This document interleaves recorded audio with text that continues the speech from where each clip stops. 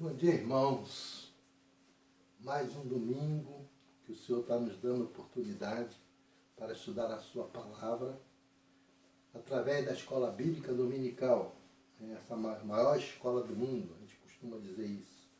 E nós seguimos o currículo da nossa denominação batista, feito pela Convenção Batista Brasileira, a revista auxiliar de estudo da Bíblia é a revista Compromisso. E nesse domingo, 14/11/2021, nós vamos estudar a lição número 7, que tem o título O Sofrimento Humano e a Misericórdia Divina. Teremos a oportunidade nesse domingo de ter como ministrante do estudo o nosso professor José Carlos Saraiva da Rocha. E nessa abertura eu convido os irmãos aí dos seus lados para a leitura da Palavra de Deus, nessa devocional de abertura, onde vamos ler dois textos, Salmo 121, versos 1 e 2, Isaías 40, verso 9 e verso 27 a 31, sendo que o verso 9 do capítulo 40 é o texto áureo da nossa lição.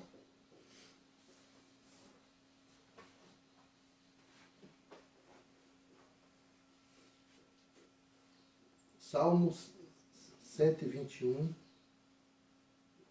versos 1 e 2, diz assim: Elevo os meus olhos para os montes, de onde me vem o socorro.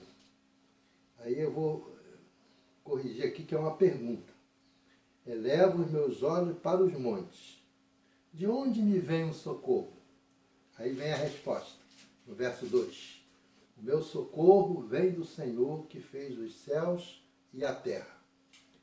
Agora, lá em Isaías capítulo 40, nós vamos ler o verso 9, que é o nosso texto áureo, que diz assim: Tu, anunciador de boas novas a Sião, sobe a um monte alto.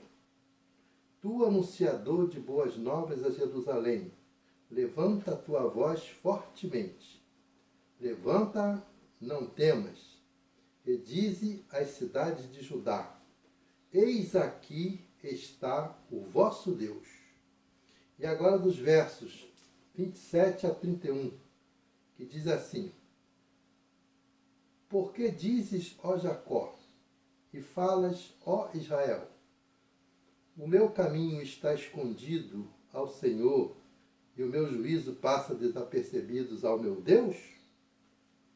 Não sabes, não ouviste que o eterno Deus, o Senhor, o Criador dos confins da terra, não se cansa nem se fatiga? É inescrutável o seu entendimento. Ele dá força ao cansado e aumenta as forças ao que não tem nenhum vigor. Os jovens se cansarão e se fatigarão, e os mancebos cairão. Mas os que esperam no Senhor renovarão as suas forças, subirão como asa, como águias, correrão e não se cansarão, andarão e não se fatigarão.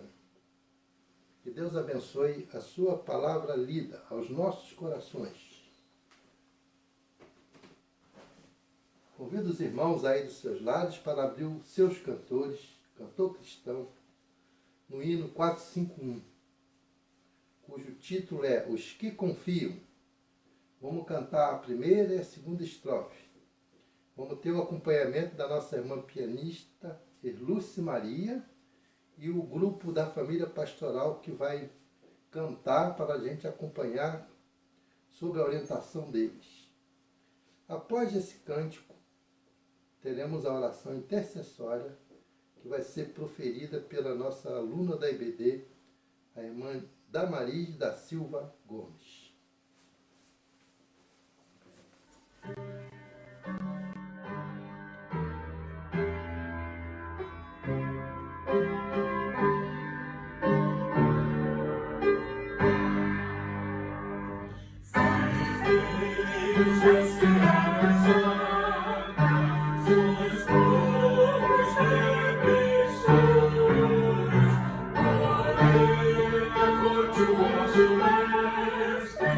Avante, avante,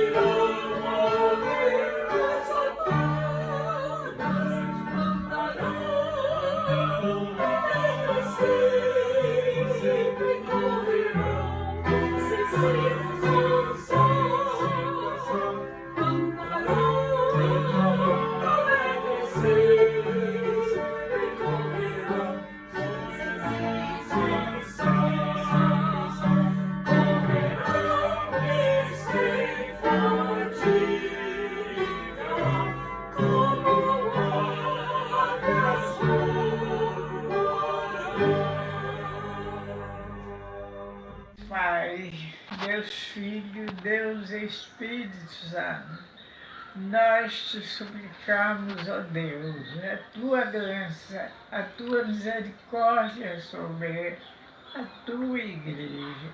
Abençoa a nossa escola, nos ajuda, nos dê força, coragem, decisão, proteção, força de vontade para cooperar com todos na escola. Ó Pai, estenda a tua mão divina, o teu amor poderoso, a tua misericórdia sobre todos na igreja, voltando agora, após pararmos 5 meses, agora estamos quase voltando. Ó Deus, tenha misericórdia, nos ajuda, nos dá força, coragem, decisão, luta para lutar. É o que nós pedimos e te suplicamos, em nome do Pai, do Filho e do Espírito Santo. Amém. Bom dia, meus irmãos. Mais uma vez estamos aqui para, juntos, como igreja, estarmos estudando a lição 7 da nossa revistinha Compromisso, onde esse trimestre nós estamos estudando o livro do profeta Isaías, o Evangelho do Antigo Testamento, né? Então, nós vamos dar continuidade hoje a mais uma lição. Vamos estar estudando hoje a lição 7. Sou grato a Deus por mais essa oportunidade de ele estar aqui junto com os irmãos, de estarmos estudando essa lição. A lição hoje vai tratar do sofrimento humano e a misericórdia divina. Vamos orar para dar continuidade à nossa lição? Senhor Jesus, te agradeço por mais essa oportunidade que o Senhor me dá de poder estar aqui, Jesus, participando da tua escola bíblica dominical. Venha, Jesus amado, por favor, nos abençoar aqui, a falar a meu coração, a cada coração aqui que está ouvindo esta aula, Senhor, para que, Jesus amado, a gente possa ser, através dessa lição aqui da nossa revistinha que o autor preparou para nós, sermos transformados transformados, Senhor.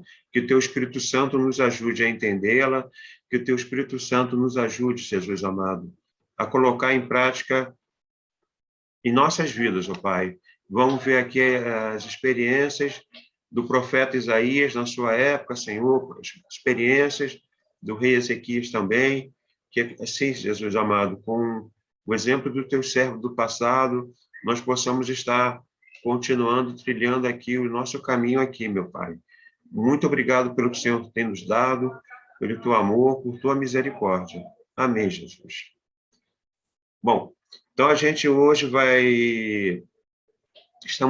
a nossa lição está baseada nos 4 capítulos do livro do profeta Isaías, tá?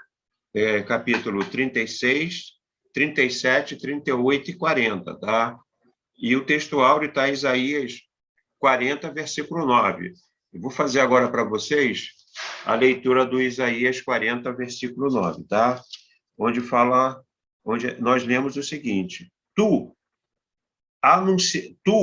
anunciador de boas novas a Sião, sobe ao monte alto.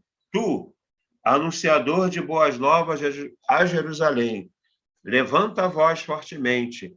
Levanta, não temas, e diz às cidades de Judá: Eis aqui está o vosso Deus. Amém. O profeta Isaías, então, lá em capítulo 40, versículo 9, dizendo àqueles que são anunciadores de boas novas que anuncie, fale que aqui está o vosso Deus, né? Esta palavra é bem atual para a gente, né? As ordenanças de Jesus, né? O ide de Jesus, né? Ide por todo mundo e pregar o evangelho. É nosso dever, né? Anunciar essas boas novas, né? Vamos, então, agora quais são, vamos dizer assim, os objetivos da nossa lição de hoje, tá? Conhecer os problemas enfrentados por Isaías e a solução dada por Deus. Compreender que, independente das circunstâncias, Deus estará sempre agindo em nosso favor. E entender que a oração é a maior força que temos para resolver os nossos problemas, tá? Então, a gente vai estar vendo o seguinte, que o profeta Isaías aborda o sofrimento humano em contraposição à misericórdia do Senhor. Então, ele está mostrando o sofrimento humano e, em contrapartida, nós temos a misericórdia de Deus, tá? Diante da ação de um inimigo poderoso, Deus traz a salvação aos seus filhos. Mas a atitude do servo do Senhor fez muita diferença, tá? Então, a gente vê o quê? No mundo de adversidade, de dificuldade, tá? Muitas vezes os problemas se apresentam maiores do que a gente muitas vezes acha que pode suportar, mas Deus, ele está o quê? Ele traz a salvação aos seus filhos, tá? Ele traz a salvação para a gente. Mas a atitude do servo do Senhor faz muita diferença neste momento, tá? Nós vamos ver qual foi a atitude que os servos de Deus tiveram diante dos problemas da sua época, como é que eles agiram, né? Qual foi a atuação deles, né? Então, a nossa vida, ela é marcada pelas circunstâncias limitantes, tá? Que nos são impostas pela própria natureza humana. Então, nós somos limitados, não tem jeito. A gente é sujeito às intempéries da vida, né? Somos sujeitos ao sol, à chuva. A gente está passando agora esse problema sério aí com a pandemia. Quantas vidas foram ceifadas?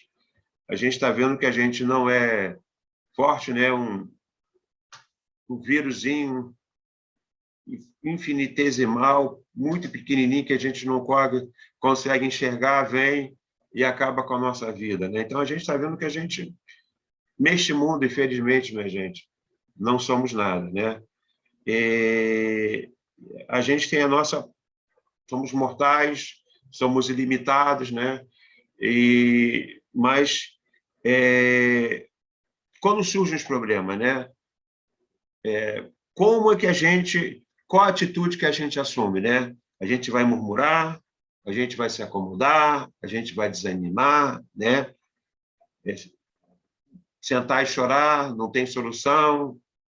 Não, temos que ter uma atitude, né? Qual a atitude que nós devemos ter, né?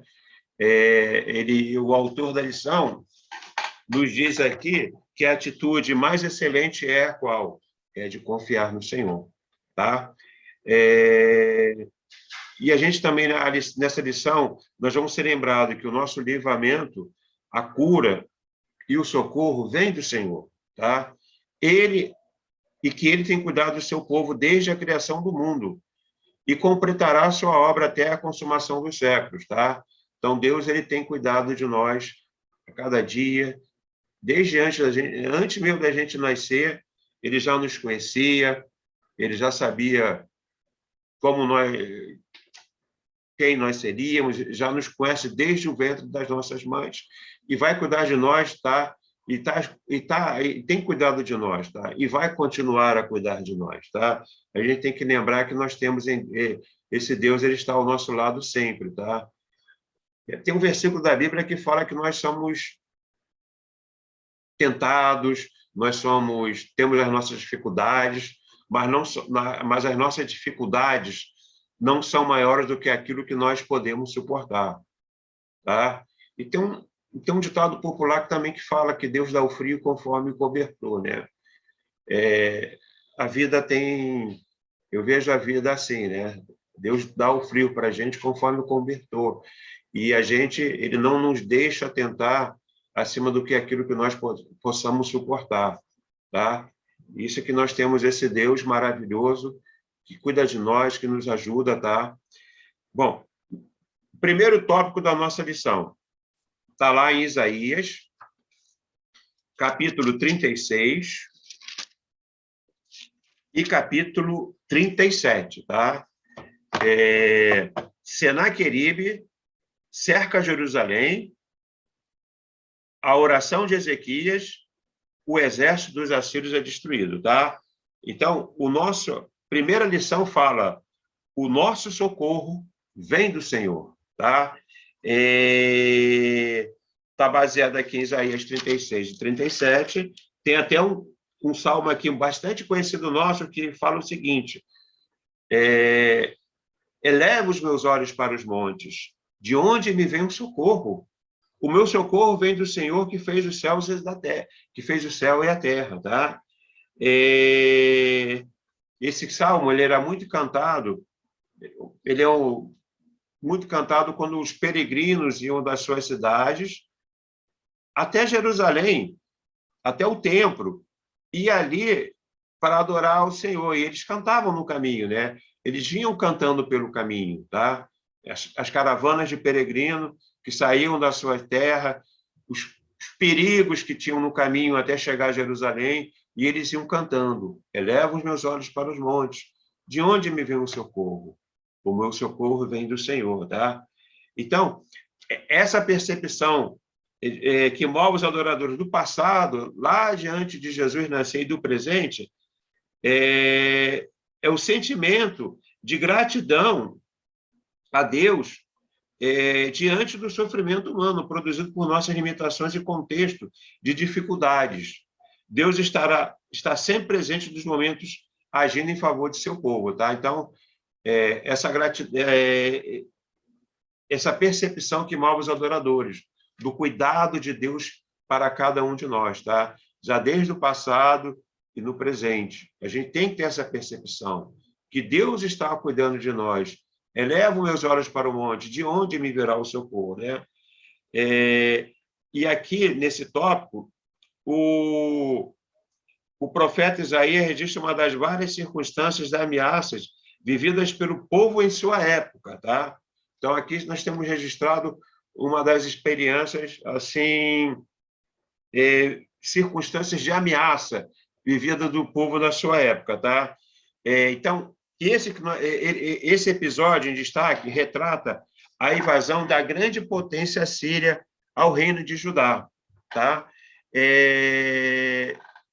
Então, diante disso, o rei Ezequias se encontrava em grandes dificuldades. Bom, vamos então ver como é que o que está acontecendo naquela época, tá, minha gente? Gente, vamos lá, meus irmãos. Primeiro, quem era Ezequias? Já vimos na primeira lição, que Isaías ele foi recebeu o chamado por Deus para ser profeta, e ele trabalhou durante o reinado de quatro reis, tá? O rei Uzias, o rei Jotão, o rei Acais e o rei Ezequias, tá? Então, esse já é o quarto rei com quem Isaías está trabalhando, já é o quarto rei, tá? O rei Ezequias, nós encontramos a história de Ezequias lá em 2 Reis de 18, a partir do capítulo 18, e 2 Crônicas, de 29 a 32, tá? Ali nos é dito que Ezequias começou a reinar com 25 anos e reinou durante 29 anos. Nessa época, o reino já estava dividido em... Deixa eu ver se eu me localizo aqui nessa câmera que eu estou apanhando aqui. Deixa eu ver se eu conheço aqui, ó. O reino estava dividido, tá? Em Reino do Norte e Reino do Sul, tá? O Reino do Norte era chamado de Israel e o Reino do Sul, Judá. E Ezequias era o rei de Judá, tá? E ele reinou em Judá, em Jerusalém, durante 29 anos e começou a reinar com 25 anos. Quando ele começou a reinar, em Israel, o rei era Oséias, tá? E durante o reinado de Ezequias, ele viu o reino do norte ser levado cativo pela Síria, tá? Eles foram levados cativos pela Síria. Então, a Síria, durante o reinado de Ezequias, vamos dizer, acabou com o reino do norte, tá? A Síria era a grande potência da época do rei Ezequias, tá? Ela era a grande potência da época, nesse período em que Isaías era profeta de Israel. Então, na época de Jesus, a grande potência do mundo eram os romanos, tá? A gente vê, nesse período era a Síria. Mais adiante, quando a Síria passar, vai surgir uma grande nação, um grande povo chamado Babilônia, né? Que a gente sabe que mais adiante o que vai acontecer com o reino de Judá, será levado cativo para a Babilônia, tá? Então, o mundo nessa época, gente, vivia uma grande embate, né? Porque a Síria era o país dominante da época e ela tinha e quando um povo dominava o outro, ele era o quê? Chamado o senhor daquele povo, ele impunha, tá? Quem não se rendesse era destruído. E quem era dominado ou fazia a rede era destruído, e quem se rendesse tinha que pagar tributos e autotributos, tá bom? Acais, ele foi um rei reto aos olhos do Senhor, tá? Ezequias, tá? Ele reparou as portas da casa do Senhor, conclamou o povo a fazer o concerto com o Senhor, ele purificou o templo, ele restabeleceu o culto a Deus, convidou o povo a celebrar a Páscoa, ele organizou as turmas dos sacerdotes e levitas, tá? Então, Ezequias foi um rei, ele foi reto aos olhos do Senhor. Então, ele foi bom aos olhos do Senhor, tá bom? No campo da política, tá? Então, ele estava vendo o quê? Ele viu a extinção de Israel. Aí surge, tanto ele quanto o Judá, o rei Ezequias era o rei de Judá, né? Se perguntaram, aí agora a gente vai sobreviver? E qual vai ser o próximo ato divino? Porque, para eles, aquele ato divino foi um ato de justiça pela desobediência do povo, tá? Vai ser um julgamento vai ser de julgamento ou de graça, tá? Judá renovaria a sua aliança, a lealdade à aliança, né? A aliança a Deus, né? E lá nos últimos capítulos de Reis e de Crônicas, tá? Eles dão a resposta. Eles dão a resposta, tá? A gente vê que logo depois bom, a gente já sabe depois da história que Judá foi levado cativo, mas nesse momento aqui não é isso que vai acontecer, tá? Então, neste momento, eles temos um bom rei no poder que procurou, tá? Ele tinha 2 objetivos, tá? Qual era o primeiro objetivo dele?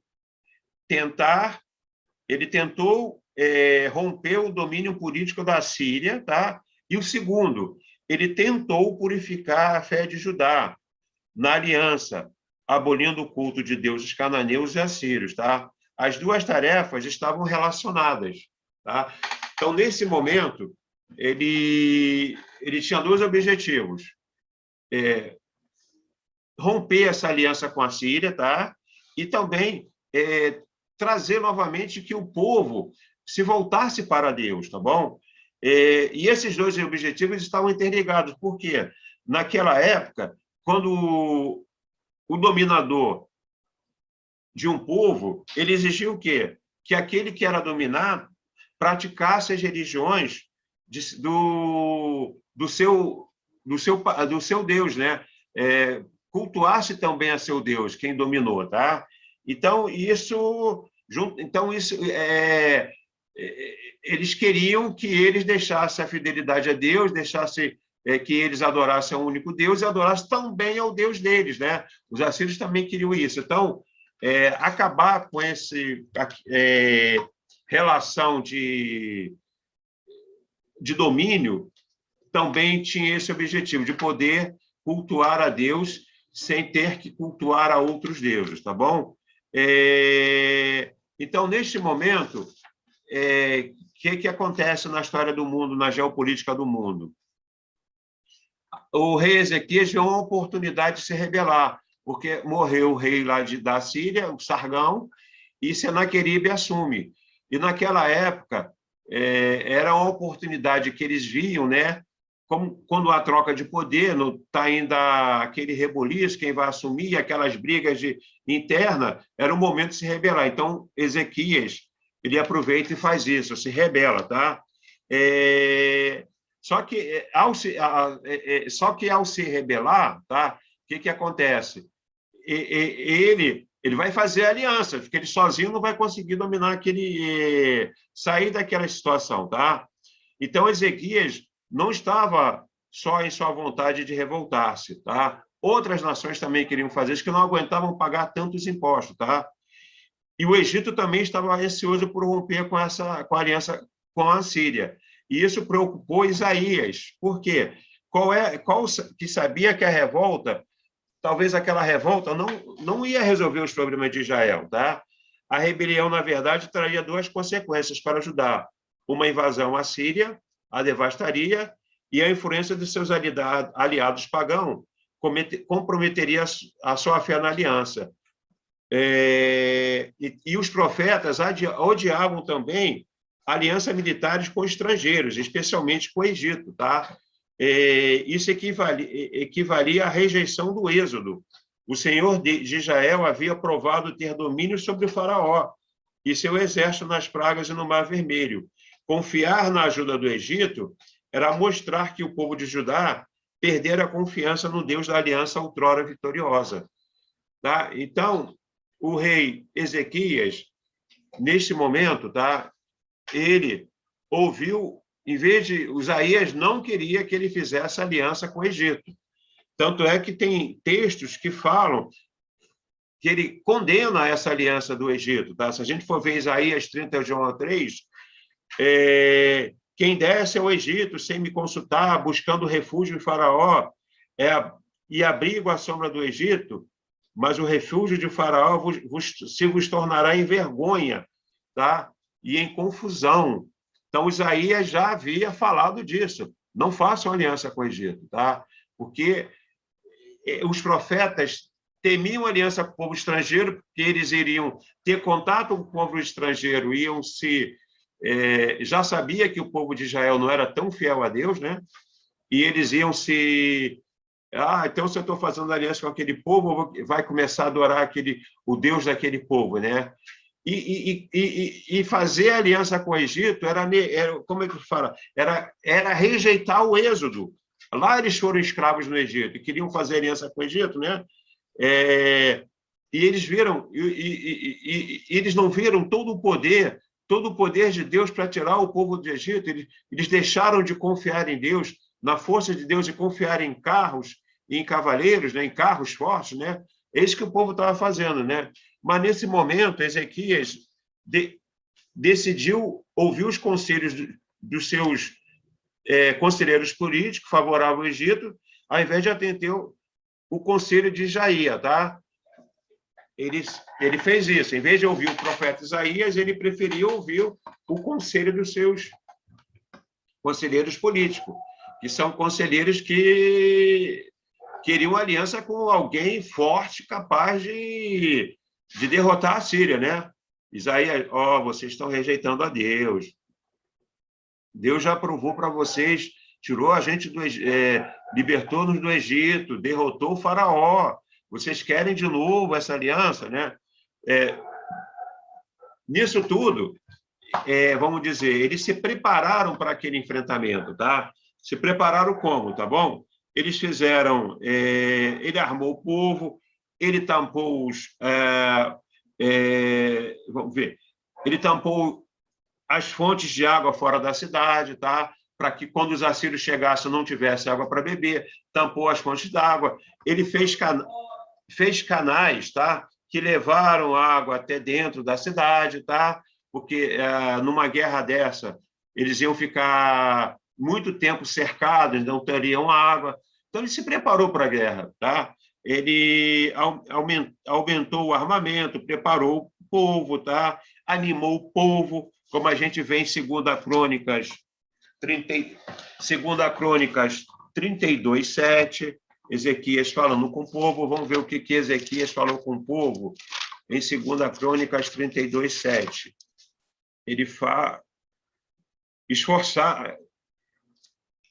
esforçai-vos e tende bom ânimo, não temais, nem vos espanteis por causa do rei da Síria, nem por causa dele, de toda a multidão que está com ele. Tá? Então, ele falou com o povo, não, fiquem firmes, a gente vai conseguir. E falou mais, porque é o maior conosco do que com ele. Tá? Esse maior conosco, ele queria dizer Deus, né? Mas, naquele momento, tá? Segundo o profeta Isaías, eles não ouviram a voz do Senhor. Tá? Eles preferiram confiar na aliança do Egito, eles preferiram confiar na aliança com o povo mais poderoso, tá bom? E quando ele fez essa aliança, o Senaqueribe, né, ele percebeu essa rebelião que Ezequias estava fazendo, né? Então, ele partiu para o contra-ataque, tá? Senaqueribe já se, vamos dizer, estabilizado no poder, agora eu vou atacar os rebeldes. E, infelizmente, Judá estava, assim, em rebelião contra a Assíria. Gente, vamos condenar Judá, o rei Ezequias, por isso? A Síria impunha pesados encargos. A Assíria impunha muitas coisas aos reinos que ela dominava, tá? Que se rendiam a ela. Era muita coisa, muito dinheiro. E às vezes eles já não tivessem o que dar de comer para o povo.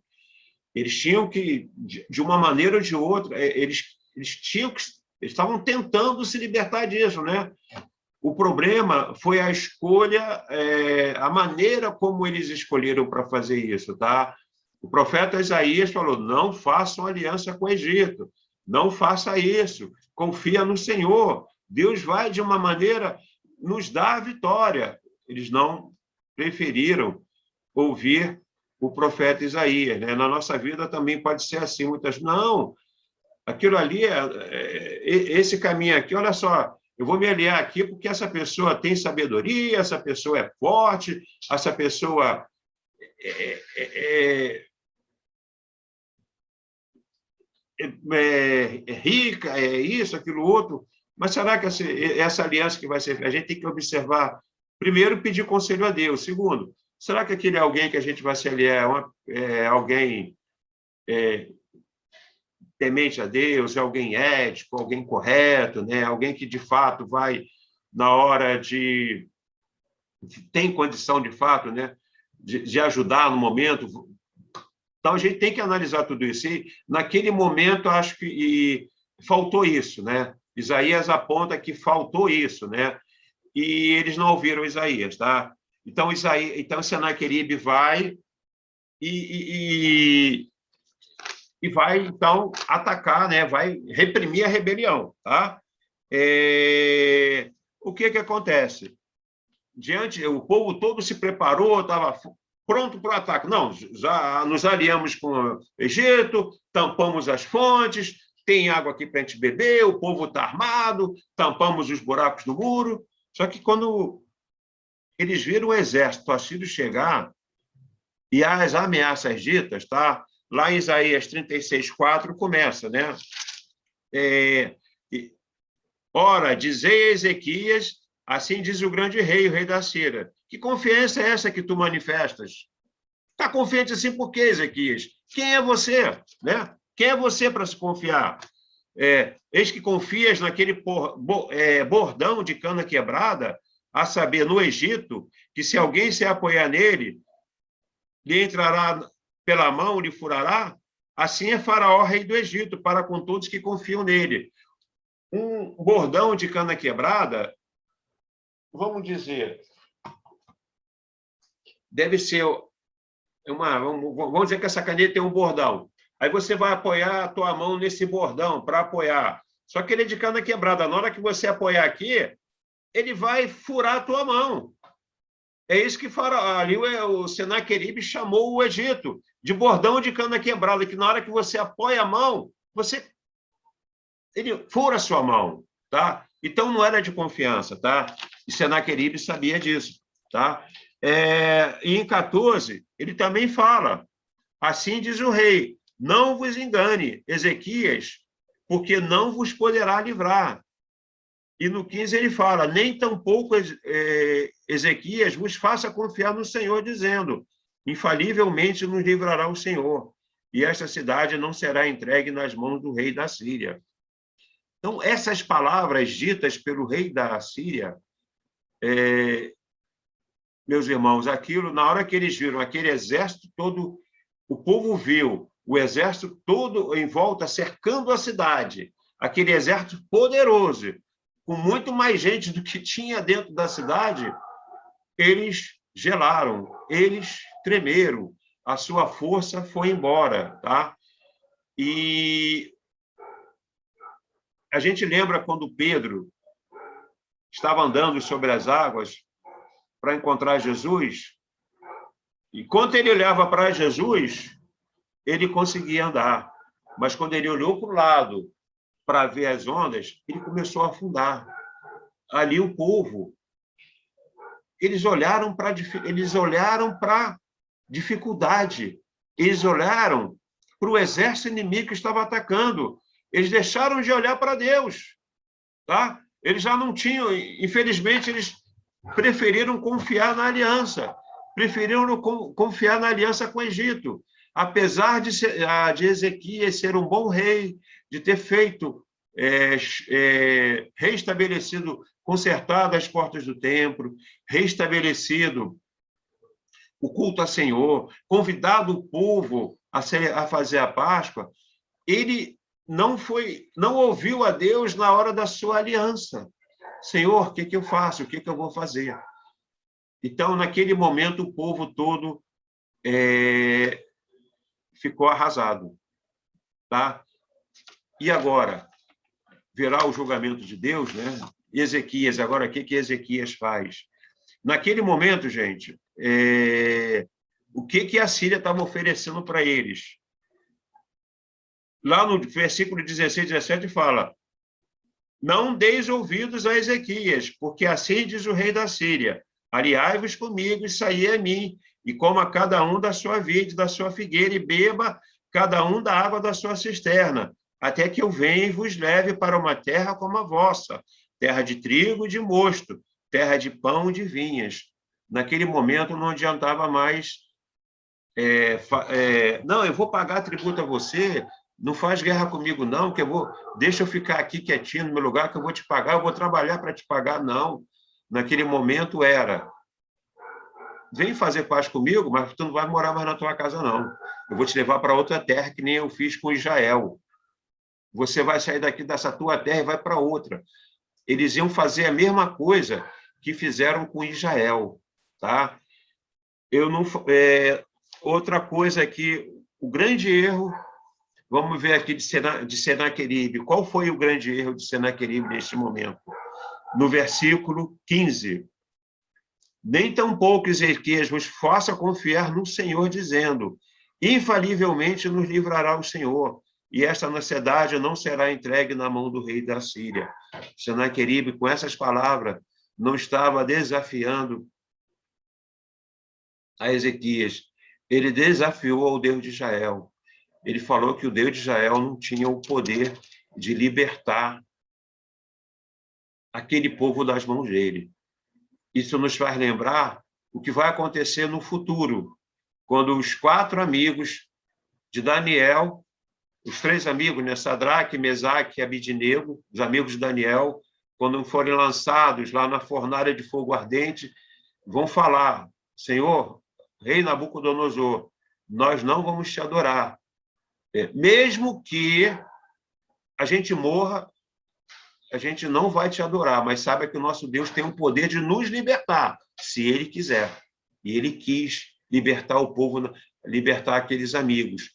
E neste momento aqui, o que nós vamos seguir? A gente sabe já o final da história, sabe que o povo foi liberto, mas naquele momento ali, vamos dizer, a gente que aqui hoje está lendo, vendo, né? É tranquilo, né? Mas na hora do vamos ver, do quebra-pau, quando a gente está na luta, na batalha, a gente não sabe o resultado, o que a gente vai fazer, o que a gente faz. Nesse momento aqui, vamos dizer, minha gente, Ezequias era um bom rei, ele era um homem reto aos olhos do Senhor, apesar das falhas, apesar das dificuldades das falhas na sua vida, apesar das nossas falhas que nós temos nas nossas vidas também, nós devemos o quê? Reconhecer se nós erramos. E lá, na hora não somente na hora do sufoco, mas e principalmente nesses dias é o quê? Não se desesperar, mas fazer como Ezequias fez. O que Ezequias faz? No capítulo 37, 1. E aconteceu que, tendo ouvido o rei Ezequias, rasgou as suas vestes e se cobriu de saco de pano grosseiro e entrou na casa do Senhor. E o rei enviou Eliaquim, o mordomo, e Sebna, o escrivão, aos anciãos e sacerdotes, cobertos de saco de pano grosseiro, Isaías, filho de Amós, o profeta. Então, o que Ezequias faz? Vai lá, tira a sua coroa, sua roupa real, se veste de um pano de saco, se humilha, busca ao Senhor. Senhor, nos ajude. Senhor, eu fiz uma aliança errada. Senhor, eu errei, pequei. Nos socorre, Senhor, nos ajuda. E mandou chamar o profeta Isaías. Ele quis ouvir uma palavra do Senhor. Buscou o Senhor em oração e quis ouvir o servo, o profeta do Senhor, tá? E no versículo 20, o que ele faz também? Agora, pois, ó Senhor nosso Deus, livra-nos das mãos para que todos os reinos da terra conheçam que Tu és o Senhor. Quando Deus livra, é para que as pessoas glorifiquem a Seu nome. Deus, Ezequias pede, dá-nos o livramento. Não apenas para que os reis da terra glorifiquem o Seu nome, tá? E o que acontece, então? O que Ezequias faz? E qual é a resposta de Deus a Isaías? Lá no versículo 6, 37, 6, deixa eu ver, se eu não marquei errado. E Isaías lhe disse, assim direis a vosso amo. Assim diz o Senhor, não temas à vista das palavras que ouviste, com os quais o servo rei da Síria de mim blasfemaram. Então, Deus manda a Isaías falar, ó, não temas a respeito das palavras que de mim blasfemaram, tá? 21 e 28. Então, Isaías, filho de Amós, mandou dizer a Ezequias, assim diz o Senhor, o Deus de Israel, quanto ao que me pediste acerca de Senaqueribe, rei da Síria, 28. mas eu conheço o teu assentar, o teu sair, o teu entrar e o teu furor contra mim. Então, Deus falando, ele falou para Ezequias, quanto à palavra que o Senhor, assim, o Deus, quanto ao que pedisse acerca do rei da Síria, Senaqueribe, então falou, Isaías, eu estou ouvindo o teu clamor, eu sei do seu clamor, e a gente tem que clamar, orar a Deus sempre, entregar a Deus os nossos problemas.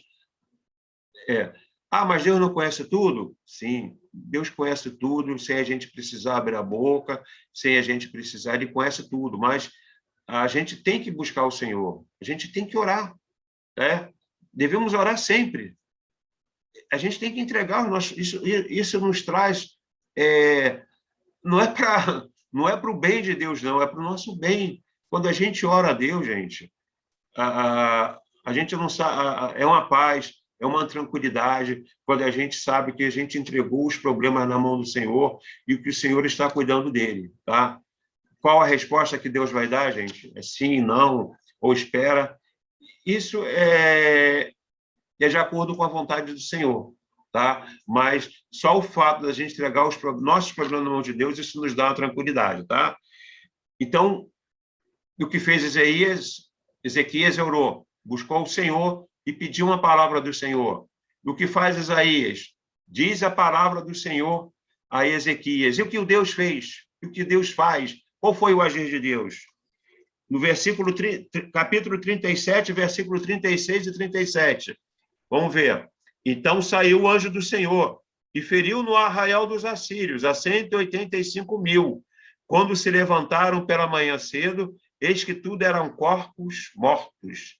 Assim Senaqueribe, rei da Síria, se retirou e se foi e voltou e ficou em Nínive. Ezequias orou. Isaías falou as palavras do Senhor e o Senhor agiu. Enviou o seu anjo e derrotou aquele exército, aquele inimigo. Tá? O que nós devemos fazer na nossa vida, gente? Orar, entregar os nossos problemas na mão do Senhor, ouvir a palavra do Senhor, buscar a palavra de Deus e deixar Deus agir. Eu falo de mim, infelizmente, muitas vezes a gente quer agir, e quando a gente age, muitas vezes a gente age de maneira intempestiva, de cabeça quente, né? A gente faz coisas que a gente não buscou o Senhor, a gente não orou, a gente não deixou Deus agir, né? Então vou esperar sempre Deus agir, não faço. Não, temos que agir, temos que programar a nossa vida, mas vai ter momentos que Deus é que vai estar assim agindo, né? Vamos ver aqui na nossa revistinha. Diante desse belo, vamos dizer, testemunho, dessa bela história, a gente tem que ter o quê, né? Confiemos no Senhor na certeza de que Ele lutará por nós as batalhas que não podemos travar, as batalhas que a gente não pode travar. Ezequias e o exército de Israel podia derrotar aquele exército? De jeito nenhum. Então, o que nós tivemos que fazer, façamos. Trabalhemos, façamos a nossa obra, mas vai ter hora que a gente não vai, a gente é limitado. Nessa hora, deixemos Deus agir. Confiemos para que Deus possa estar lutando, batalhando as nossas batalhas, tá? Ele não me permitirá que seu nome seja envergonhado, tá? Pois eu defenderei esta cidade, a livrarei, por amor de mim, por amor do meu servo Davi. Então, vamos fazendo orar, vamos buscar a palavra do Senhor, tá? E vamos deixar, no que a gente não tiver mais condição, Deus agir, tá? Deus fazer a sua parte, tá bom? Só um parênteses agora. Ezequias, nesse momento, Deus livrou o povo de Israel. O povo de Judá, então, teve um grande livramento.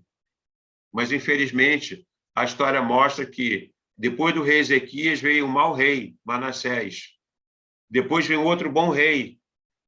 Então, eles tinham alternância de bom e mau rei, e o povo era um povo que pecava, o povo que se rebelava contra Deus. Infelizmente, depois, quando eles forem levados cativos, eles vão achar que Deus... não, Deus vai me ajudar. Deus vai nos livrar como ele livrou do Senaqueribe, da Síria. Vamos continuar fazendo o que é errado, vamos ser complacentes com o pecado. Não é assim. Façamos o que é certo, vamos ser éticos, vamos ser corretos com o nosso compromisso, vamos fazer o que é bom, vamos pregar a palavra do Senhor, vamos fazer a nossa parte, tá? E não, Deus vai nos livrar, Deus é poder. Não, não é assim. Deus, ele é justo. Deus é bondoso, mas ele também é justo, tá? O povo de Israel, nesse momento, foi libertado, mas eles vão continuar pecando até que vai chegar o momento que o julgamento de Deus vai vir com mão forte sobre eles, tá? Então, não devemos tentar ao Senhor, tá bom?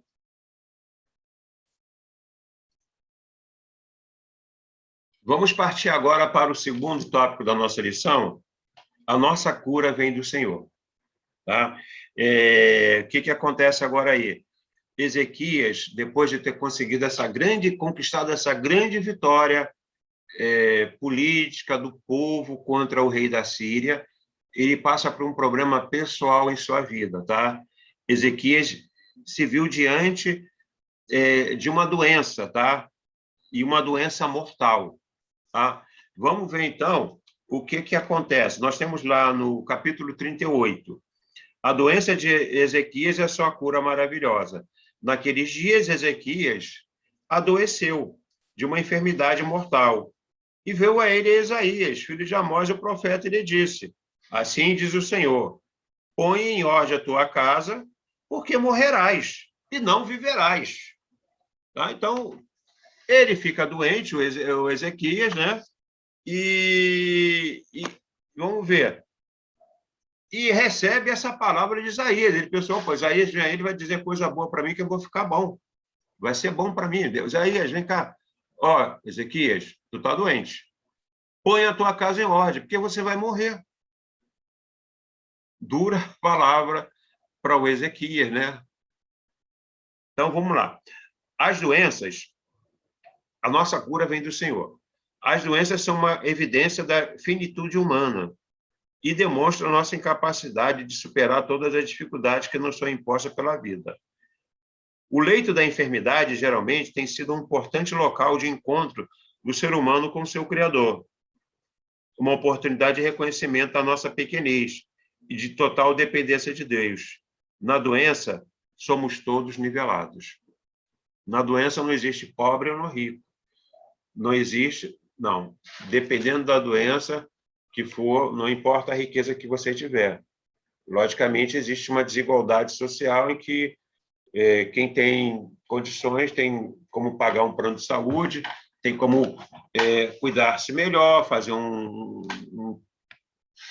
preventivo, uma cirurgia para doenças que são, vamos dizer assim, tratáveis, e não deixar o seu caso piorar, né? Quantos casos a gente vê na televisão de pessoas na fila para uma consulta, na fila para um procedimento, né?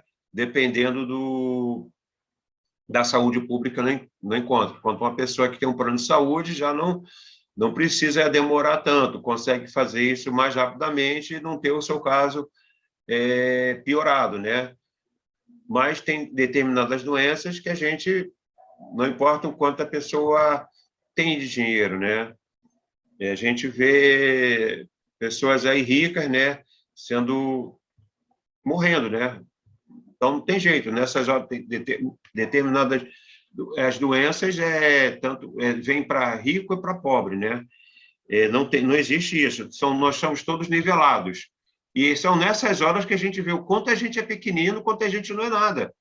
E também tem muitos casos aí que é nessa hora que a pessoa tem uma oportunidade de estar tendo, como o autor fala, né, um local de encontro com o Criador, né, para a gente ser, de fato, ver que a gente não é ninguém, depende desse Criador. A gente procura mais a Deus nesses momentos, né, em que a gente está doente, né.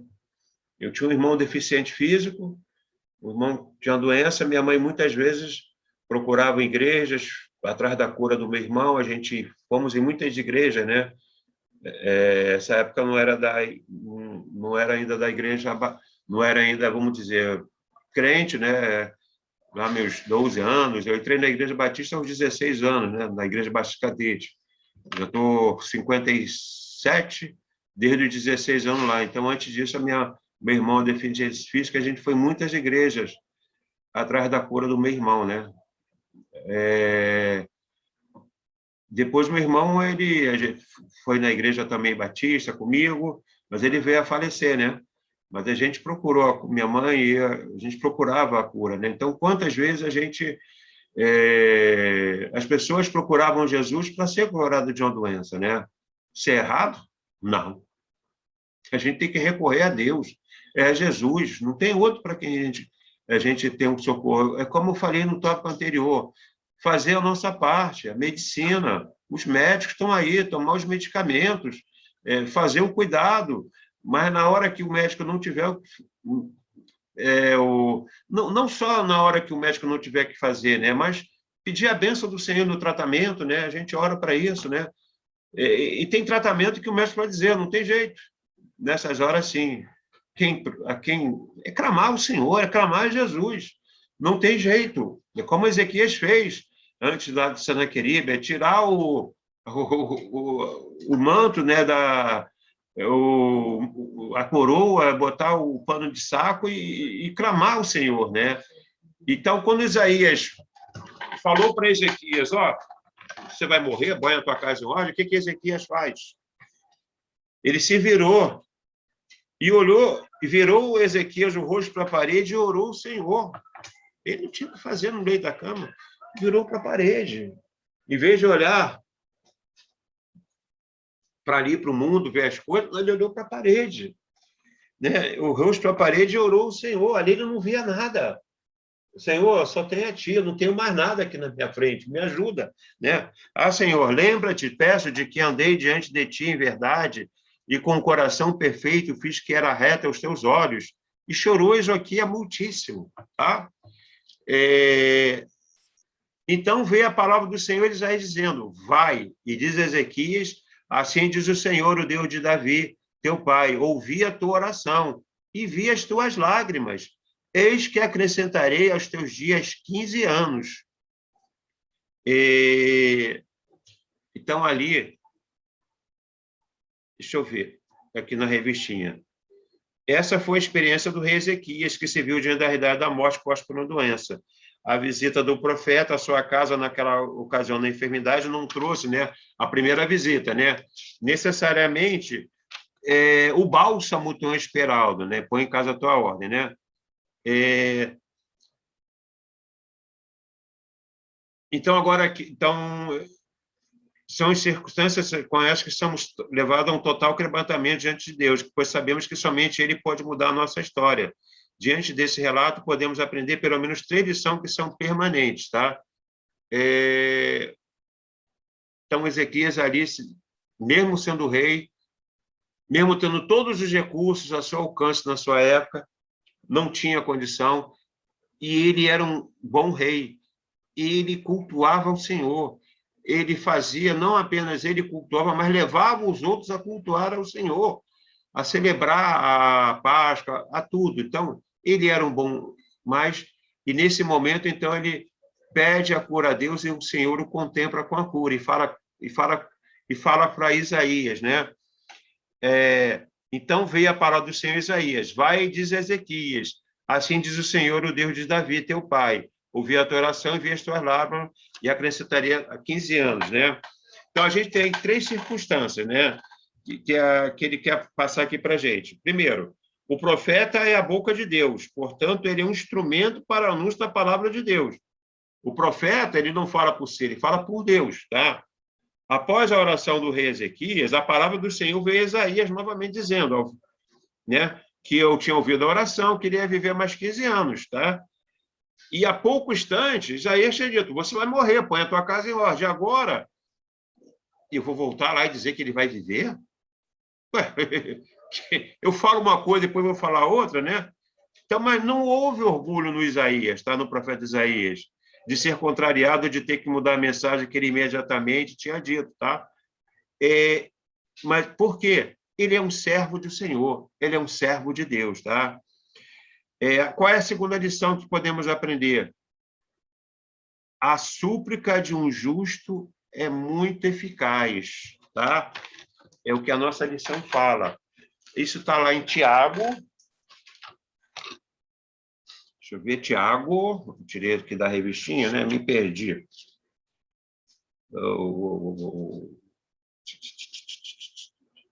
Tiago 5. Tiago já é no Novo Testamento. Eu estou aqui a procurar na minha Bíblia. Tiago 5. 16, parte final, tá? A oração feita por um justo pode muito em seus efeitos, tá? A oração feita por um justo pode muito em seus efeitos, tá bom? A gente tem que lembrar disso, tá? A gente tem que orar. Por isso é que as pessoas trazem, devem levar para a igreja a oração, que a oração de um justo pode muito em seus efeitos, tá bom? A gente tem que orar pelo nosso próximo. A gente tem que fazer petições na igreja, por isso que nos cultos de oração, que a gente tem hoje interativamente, as pessoas estão lá fazendo os seus pedidos, a gente orando. A gente ora para que Deus visite aquela pessoa, a gente ora para que Deus haja no coração daquela pessoa, tá? Muitas orações nossas, gente, infelizmente por doenças, não são ouvidas, tá? Meu irmão morreu, minha mãe no leito do hospital morreu. Quantas pessoas a gente já viu morrer na nossa igreja, né? A gente, por isso, Deus não nos ouviu. A gente vai morrer um dia, tem jeito. Mas será que naquele momento a nossa oração que a gente fez, aquele doente, ele não sentiu ao lado dele a presença do Senhor? Ali a consolação de Deus ao lado dele, ajudando naquele momento? A nossa oração também é para isso, tá? Agora, se o Senhor quiser, ele vai curar, ele vai agir, assim como ele fez com Ezequias, tá? A gente, por isso, não devemos deixar de orar, deixar de interceder pelos que estão sofrendo, que estão nos hospitais. Não devemos de interceder para que Deus esteja ali falando a seus corações, que o Espírito Santo de Deus esteja ali agindo nas suas vidas. Mas nesse caso aqui, Deus ouviu a oração. Neste caso aqui, nós temos o sim do Senhor. Quanto outros casos também na nossa vida, né? A gente já ficou doente, Deus não nos curou, nos libertou, né? A gente não deve ser ingrato ao Senhor. Não devemos ser ingratos, né? Quantos livramentos o Senhor já fez, não fez em nossas vidas, né? Então, a gente não pode perder essa fé na oração. Devemos orar. A gente não sabe, mas o efeito da nossa oração pode muito, tá bom? E ali, Ezequias, então, ele orou e o Senhor deu o livramento a ele, tá?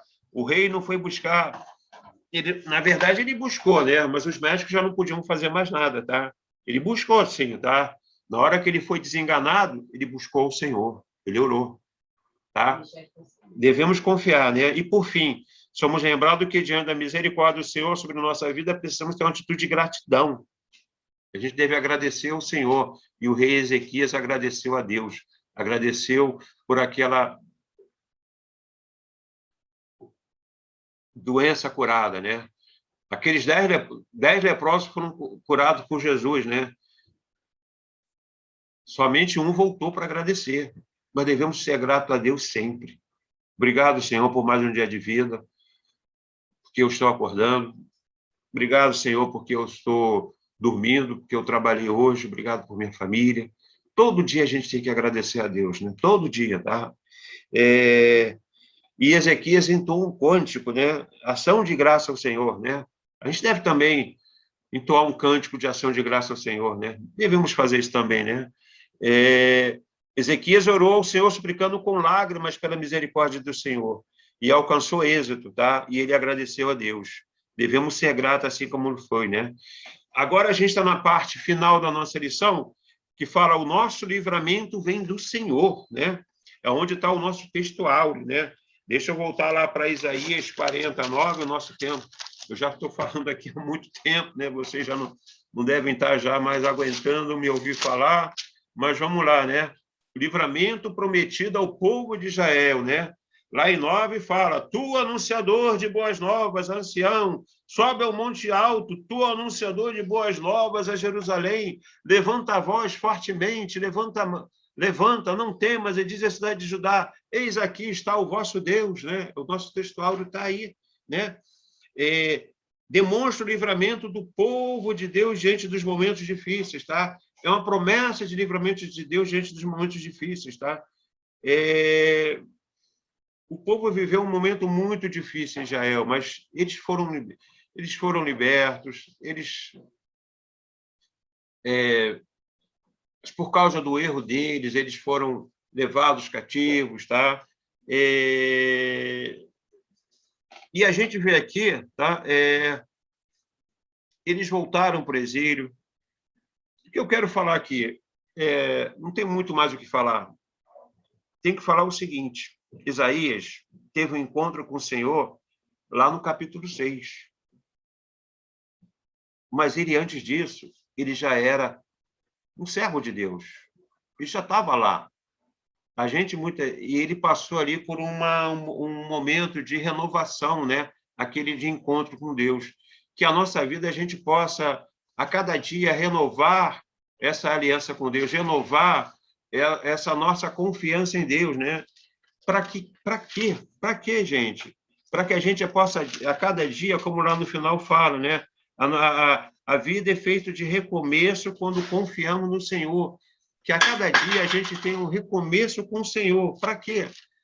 Lá nos versículos 29 a 31, a gente vê que esse recomeço, essa nova vida com o Senhor, que era dar o quê? Vigor alcançado. Multiplica as forças de quem não tem nenhum vigor. Quando a gente tem esse recomeço com Deus, o nosso dia a dia com Deus. Eu tenho 40 anos de igreja, como eu falei aqui, eu estou na igreja Batista Catete, 16, 40, 57, 41 anos. Por isso eu sou melhor de quem entrou ontem, hoje? Não.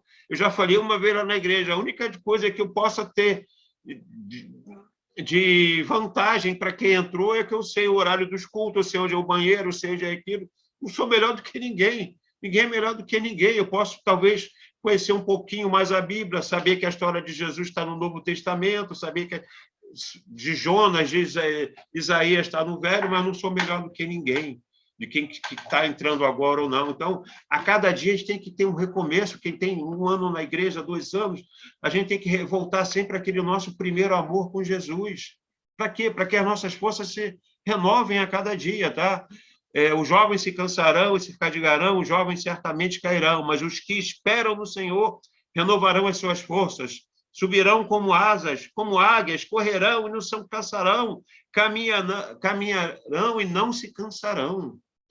A gente tem que, a cada dia, fazer um novo recomeço com Deus. A cada dia, a cada manhã, a gente tem que fazer isso, buscar o Senhor, tá? Buscar a Deus, tá? Nele que está a nossa força, nele está a nossa esperança.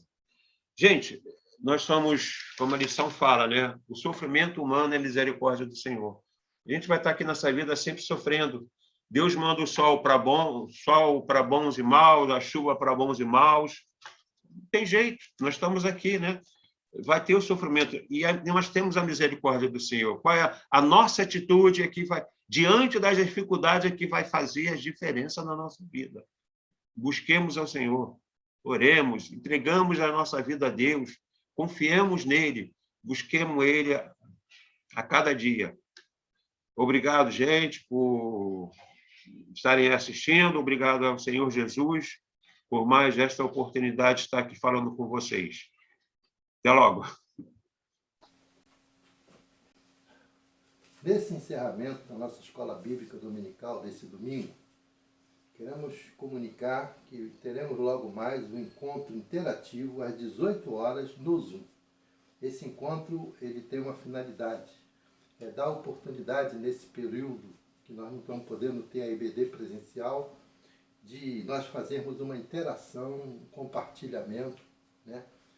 Tem uma sala que todos podem participar, debater, tirar dúvida, fazer pergunta ao professor do domingo ou aos outros professores que vão estar presentes e assim acrescentar ao estudo desse domingo mais conhecimento da Palavra de Deus. Convido os irmãos aí dos seus lares para ver os seus cantores, cantor cristão, no hino 451. Vamos cantar agora a terceira estrofe. Já cantamos a primeira e a segunda na abertura, agora vamos cantar a terceira estrofe. O título do hino é Os que Confiam. Eu sempre digo que ao cantar esses hinos, a gente deve sempre associar a poesia, a mensagem do hino, a letra do hino, ao estudo que foi apresentado, né, que nós aprendemos no domingo. E depois que nós cantarmos esse hino, essa terceira estrofe, cujo acompanhamento teremos a irmã pianista Lúcia Maria e o grupo pastoral, da família pastoral, vai cantar para nós acompanharmos eles. Após esse cântico, teremos a oração final, que vai ser apresentada pela aluna da EBD, a Cássia Cristina dos Santos.